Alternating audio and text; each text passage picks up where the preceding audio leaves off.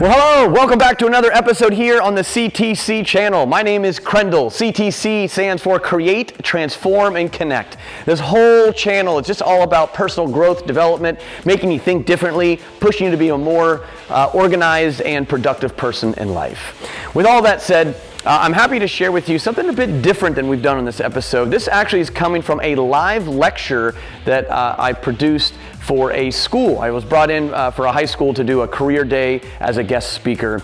And there are 5 wisdom points that I pointed out in my talk. And I thought it would be good to share because it is about a purpose and passion-driven lifestyle. That's what the whole lecture was really ultimately all about.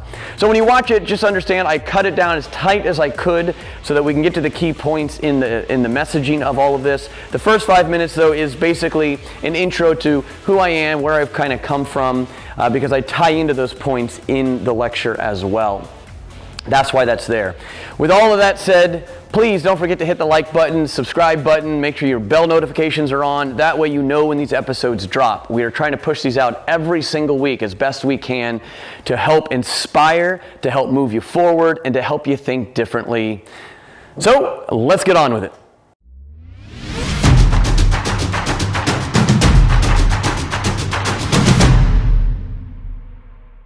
So my name is Krendl. I'm an international award-winning illusionist, creator, and inspirationalist. I started my whole career here in town in Delphus when I was in 4th grade. So I got drugged by my babysitter to the library because I had to do the Book It program. So the Book It program is basically you had to read books during the summer. I hated reading. I didn't like the library, none of that stuff. I got drugged there against my will. I had to rent some books out because I had to go through the process. The only thing that was joyful about it was that I got a personal pan pizza every time I read so many books, right? That was my favorite thing. From that, it changed my life.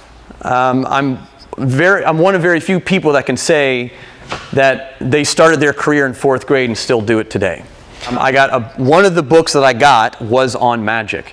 And this is actually me performing already for money. I started in 6th grade performing at McDonald's. I wrote my own letter in my own handwriting, gave it to them, waited 3 months, hounded the management until they finally saw me for an audition. From there, I was doing $5 birthday parties when I was in 6th grade. I was doing 2 to 3 of them every week. And then it turned into this is fireman's picnic, church gatherings, family reunions, schools, all that stuff. So I was doing that all the way through my school years, just practicing and experimenting. I graduated in 98, by the way, so in 99 is when I had my big break and my life kind of just took off. I was at Ohio State University at a branch school, just doing my thing because I didn't know what I wanted to do with my life. And I worked with a high school kid. I paid him $50 to create a VHS demo tape. I had to use my family as an audience at the Carajin, which is the Mexican restaurant now. That's where it all started for me. I did a VHS tape, demo tape, sent it out to 2 people, one in Virginia Beach that someone told me about, and one to a cruise ship director. They both accepted me. They told me up front, both of them had the same conversation with me. It's based on potential, because I sucked. I had no resume behind me. I had nothing behind me, but they saw my passion. They thought that, if you could step up and problem solve and do some things, we'll give you a shot. And the rest of the stuff that you're going to see is basically in my professional career then as it expanded. From that, Virginia Beach took me on. I became the longest running headliner in the history of the city of Virginia Beach. I'm actually my 18th year contract that's starting in July. I've done over 2,000 performances just on that stage alone. From that, I won Attraction of the Year award voted on by the Tourism Board. 5 years in a row, I won Best in Show. From that, I became a co-director and co-producer of the program called Beat Street USA. There, I booked 832 slots of talent from artists from all around the country that come in to perform at the oceanfront. I produced my own circuses. I then got into lighting design. I did lighting design for national bands, regional bands, and local bands. And then that led into this whole entertainment company I created called Magical Solutions. Everything was based on me saying yes to my clients. Every time that they would ask me, hey, could you do this? Yes. I had no idea how to do it. I just went and figured it out, and that pressure and anxiety of not wanting to fail is kind of what drove me through the process. Magical Solutions Incorporated, I founded. I had it for 12 years. I closed it 2 years ago. But I grossed over $1 million of revenue several years in a row. This all came from me doing card tricks. It's an odd thing to be able to say and state. I was the salesperson. I brought in all the $1 million of sales revenue. I was the key and featured performer because it was my company. But then in addition to that, I had 100 people on staff at one point in my career when I was doing staffing for events, lighting design, and so on and so forth. So that's how I expanded in this entrepreneurial realm. Then turned into a lot of these things that you're seeing here, Sydney Opera House, Paris, things like that. I was approached by True TV. Are you guys familiar with Impractical Jokers? I was on the show. So what they did is they needed someone, was a consultant for a water cell. This is my biggest thing that I'm known for. You'll see images of that. I've made a lot of headlines with it because I'm one of only 2 people in the world that can do what I can do. I get hung upside down, handcuffed and shackled, put into a tank of water, and I have to escape. I have to do it in full view, which means I'm holding my breath for over 3 minutes at a time and doing it hundreds of times per year. I was on tour, so the Impractical Jokers happened, appeared on TV with them. Then I got a call from The Illusionist live from Broadway. That's what a lot of these things and images are here. The Illusionist live from Broadway is the largest, most successful magic production company in the world. They sold more tickets on Broadway than any other show in or magic show in history. And in doing that, for the last 5.5 years, I'd still be on tour today if it wasn't for COVID. But nonetheless, 15 countries, multiple cities, over 500,000 tickets were sold to the events that I've already been to. And I performed at some of the most prestigious stages in the world. Sydney Opera House, DC, Kennedy Center, Folies Bergère in Paris, the largest theater in Moscow. The list goes on and on and on. Those are the career highlights. What else can I say? Oh, and the last one was kind of cool. I ended up on tour with John Bon Jovi and Wayne Brady on a corporate tour for 2 months. Got to tour around and perform with them. And again, there'll be some images of that as you'll see as they go along. That's been my life. All right, so I'm going to give you 5 key points. Each one of these topics is like its own 45-minute keynote speech, which I know we ain't got time for. So I'm going to brush it over very briefly. I hope, though, it's just to challenge you guys to think differently and what you do in your life, and also, obviously, because this is career day, that it obviously applies to your work life. So I'll go and have you hit the space bar for me. First statement: find passion and drive in what you are doing, or find a way out. Let me preface this statement. The fact is that especially at your age and all the way through, even in adulthood really, it's a shame that people stop doing it in adulthood, which is, in order to find your passion, you got to try a whole bunch of stuff, right? Do that, accept that. I got drugged to the library against my will, and it changed my life. So don't put the assumption of what's going to happen to you when you haven't done it. Give it a chance to find that. You need that. That's the preface to this, because that's the only way that you're going to find your passion and drive. Another misconception I believe that's in society is that you have one passion and drive in your life, and that's what you do for your entire life. Bull. You're going to change and evolve through life just like anything else. We all get burned out. We all find out that, hey, our biggest passion was this, and then it changes because it wasn't what we thought it was. That's okay. That's the way life goes. And just be aware of that and accepting it. But don't end up in a position where you can't find something that you're passionate about in what you do. It will just eat you alive as life goes on. And most people, they stop that because they're scared to make the leap to something else, because they're afraid to try something new. So that's that. Space bar. Thank you, sir. You are your own brand. You guys you guys were born before social media existed, or social media did exist before you were born, rather. And in that context, social media is the easiest thing to talk about being your own brand. But think about Apple, even Walmart for that matter, Nike, Adidas, whatever, all Champion, since it's on your shirt, right? These things are in fact, even the government treats companies just like individuals. They have their own brand, we have our own brand, and you need to be aware of that and think about that. Especially on social media. Stop putting stupid crap that's going to come back and haunt you in your life on your social media pages. There are numerous people that you can watch in the news and media who get fired over dumb comments or things that just didn't need to be said or embraced, and then they get fired over it. Anything and everything you do represents you, and you are a brand. Think about what your brand represents. Are you a hard worker? Are you a passionate person? Are you a caring person? Whatever that brand is for you, be aware of that and embrace that and express that through everything that you have. Employers do consider, depending on the job, obviously, your Facebook stuff. In my line of work, I stalk. I have my partner who does the stalking. She's brilliant at it. There's a lot of assistants and other performers that we don't hire based on their social media posts. We look at it deeply. We want people who align themselves with us. And I'll share another story to that in the fast food world if I have time at the end. Next. You're an artist, start acting like one. It doesn't matter what line of work you're in, what job, if you're a farmer, fast food person, a gas attendant, a janitor, it doesn't matter. You're an artist. Whether you want to admit it or not, you are. And the word artist really derives to the specific point of creativity. Even in the most mundane jobs that you have that are just like point A to point B, file the paperwork and do this, and you have to do it exactly this way. It is your challenge in life to still be an artist about it. It also ties into your brand. Each of these points tie into each other. If you're passionate about what you do and you have your own brand, you understand yourself, then you're going to be naturally acting like an artist. Even in my line of work, when I go outside of the entertainment industry, I look for artists. CPA, I want someone who's an artist with money, who knows creatively how to move things around. I own a lot of real estate, and in owning real estate, I work with people who are creative.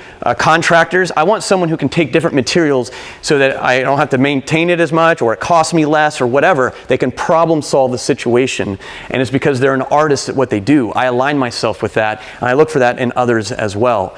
You are an artist no matter what field or industry you go into. Next one, please. Truth is your perspective. I could spend all day just talking about this one concept.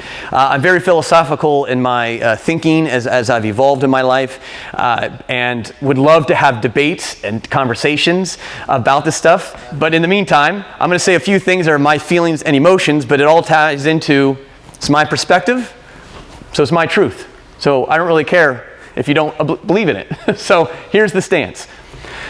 There is no such thing as truth, in my opinion.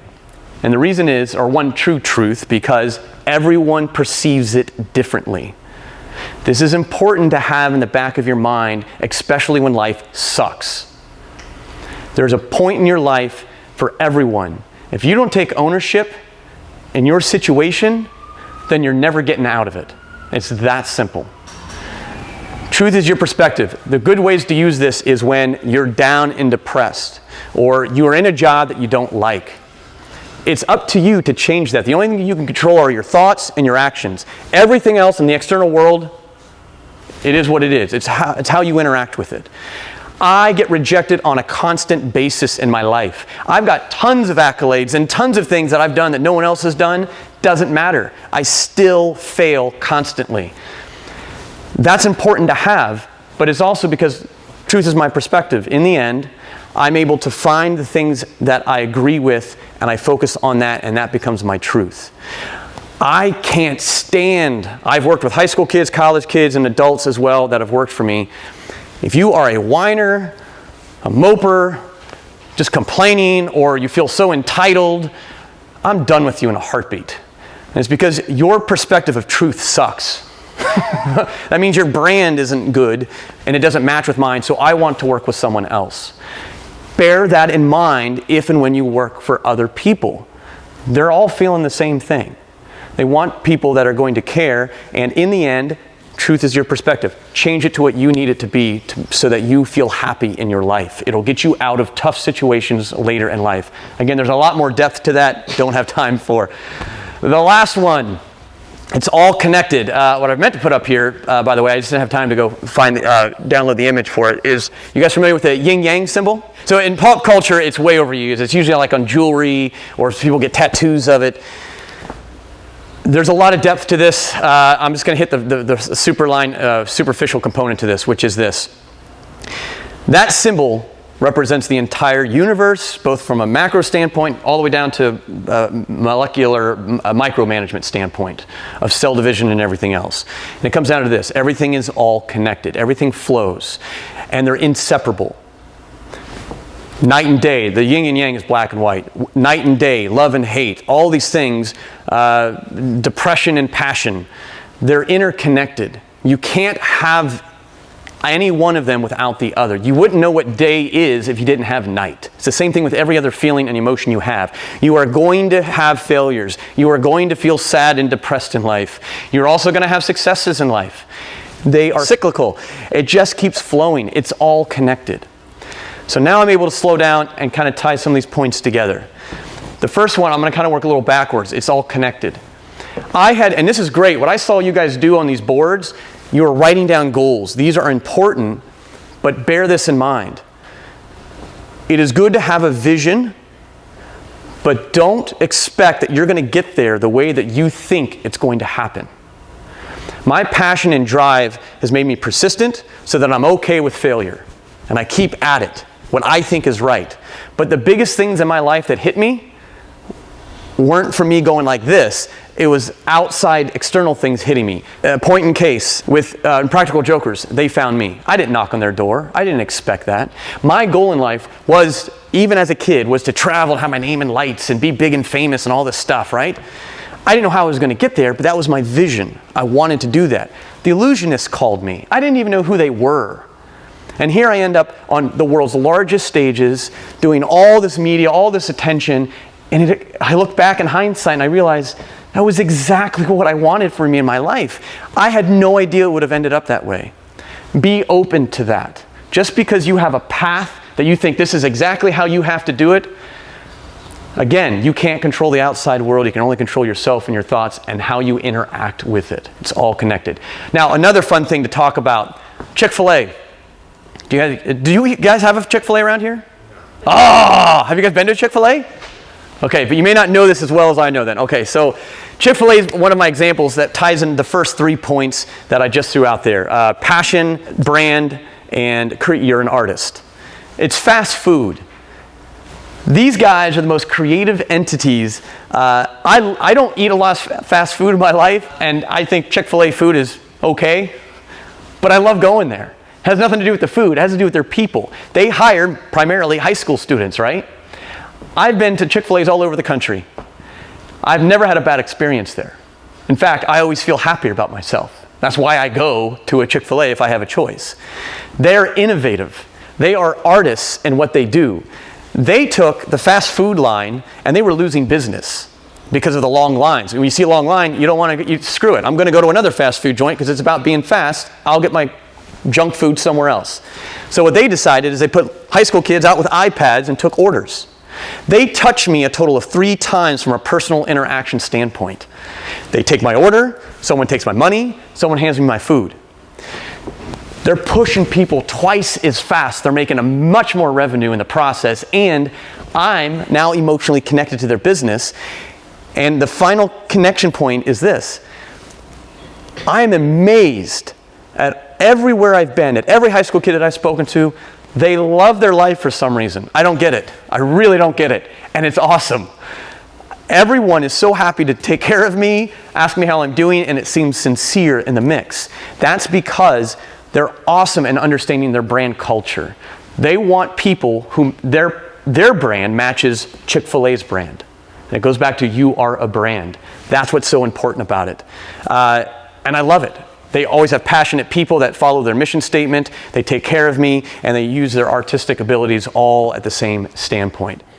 Well, guys, that is my time for this week. I hope you enjoyed it. Do me a favor in the comments below. Comment on one of the 5 key points of wisdom and which one meant the most to you and how you utilize it in your life. It's always good to see how these words of wisdom are actually applied in other people's lives.